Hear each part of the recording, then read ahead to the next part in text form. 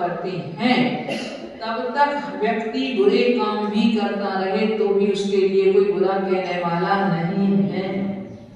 उसके सारे के सारे दोष भी आच्छादित होते रहेंगे, दोष भी उसके ढकते रहेंगे।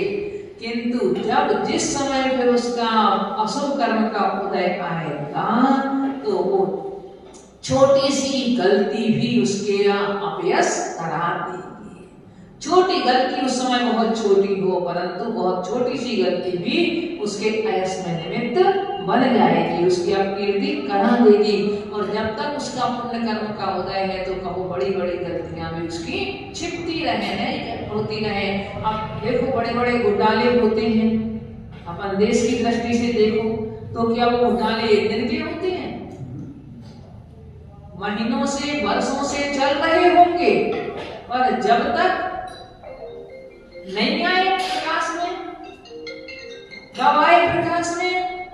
जब वो पाप का घड़ा भर गया। पाप का घड़ा भर गया तो उसमें अपने आप वह फूट पड़ा।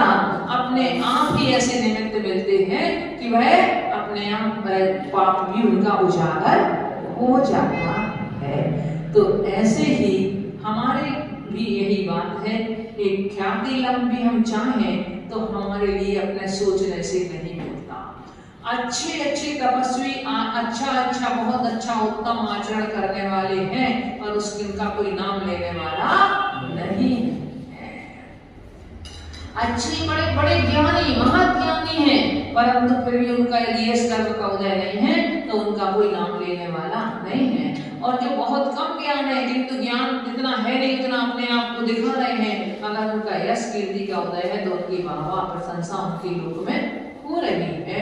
तो ये संसार में देखा जाता है प्राय करके। रावण कब तक रहा? रावण की बहुत कीर्ति थी, सब कुछ था, किंतु जब अशुभ कर्म का उदय आया तो उसके द्वारा ऐसा कार्य हुआ और उस कार्य के माध्यम से उसकी सारे दुनिया में उसे कलंकित होना पड़ा।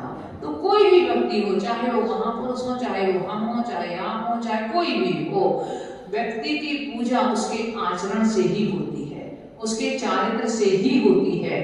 अगर उसका चारित्र सही है तो वह अपने आप उसका यश भी फैलेगा और वो भी फैलेगा उसके साथ साथ। हाँ, कभी कभी में विपरीत स्थितियां भी दिखाई देती हैं कि उसका चारित्र बहुत अच्छा है, किंतु उसके बावजूद भी यदि कोई पूर्व कर्म का ऐसा तीव्र कर्म